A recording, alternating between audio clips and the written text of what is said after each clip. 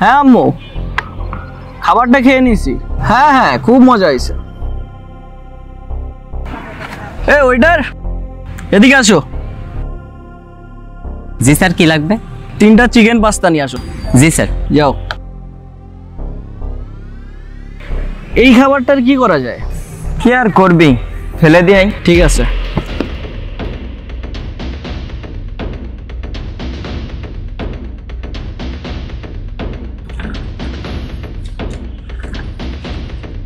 খাবারটা ফেলে দিয়ে আসলাম। আরে ভাই, হয় নাই এখনো? জি স্যার, এখনই দিচ্ছি। আচ্ছা থাক, গেলাম।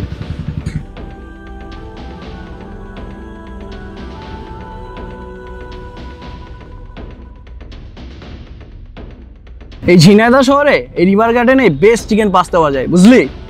তুই ঠিকই বলেছিস। ওই ওয়েটার, স্যার, কত বিল হয়েছে? আচ্ছা, বিকাশ পেমেন্ট করে দিচ্ছি, ঠিক আছে? আচ্ছা ঠিক আছে। এই ওয়েটার, 2টা চিকেন পাস্তা নিয়ে আসো। দাঁড়া, আমি এই খাবারটা ফেলে দিয়ে আসি। আচ্ছা ঠিক আছে। স্যার, খাবারটা ফেলেন না। কেন?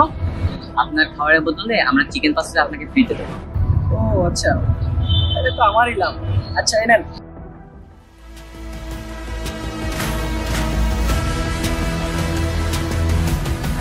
আচ্ছা ভাইয়া, জি। একটা কথা বলি, আমি যদি আমার মায়ের খাবারটা আপনাকে দিই, তার বিনিময়ে কি আপনাকে প্রতিদিন চিকেন পাস্তা দিবেন? কোনো সমস্যা নাই তো? না না, কোনো প্রবলেম নাই, সমস্যা নেই। আচ্ছা ঠিক আছে। আচ্ছা ঠিক। ও হ্যাঁ, আরো একটা কথা, আমার খাবারের থেকে তো আপনাদের রেস্টুরেন্টের খাবার বেশি ভালো, তাই না? তো আপনি সেটা খাইতে পারেন না? আসলে ভাইয়া, আমার আম্মু মারা গেছে তো, এর জন্য মায়ের হাতে রান্না খেতে পারি না, তাই আর কি আপনার আম্মুর হাতের রান্নাটা নিই।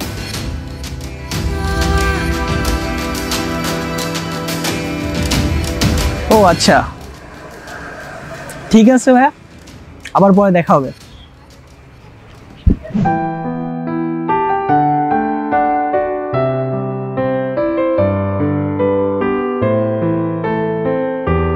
এই যে ভাইয়া।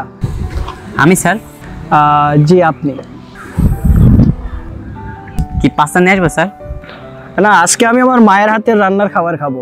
ও, তাহলে তো খুবই ভালো কথা। ঠিক আছে স্যার। এইখানে বসেন। না স্যার, ঠিক আছে। আরে বসেন। আচ্ছা। আপনার জন্য খাবার নিয়ে আসছি। আমার জন্য কেন স্যার? আসলে আপনার জন্য আমি বুঝতে পারছি মায়ের হাতের রান্নার খাবারের মূল্য কতটা। এই জন্য আমি সিদ্ধান্ত নিয়েছি যে মায়ের হাতের রান্নার কখনো ফেলে দিব না। যাই হোক, আপনি আপনার ভুলটা বুঝতে পারছেন, এটাই অনেক বড় কথা। আর আমার খাবার লাগবে না, ঠিক আছে? আপনি বলছিলেন না যে আপনার মা মারা গেছে, সেই জন্য আপনি মায়ের হাতের রান্নার খাবার খেতে পারেন না। তো এখন থেকে আমরা দুজন একসাথেই খাবো, আর আমি প্রতিদিন যখনই এইখানে আসবো মায়ের হাতের রান্না করা খাবারটা নিয়ে আসবো। আপনার কোনো প্রবলেম নাই তো? ঠিক আছে।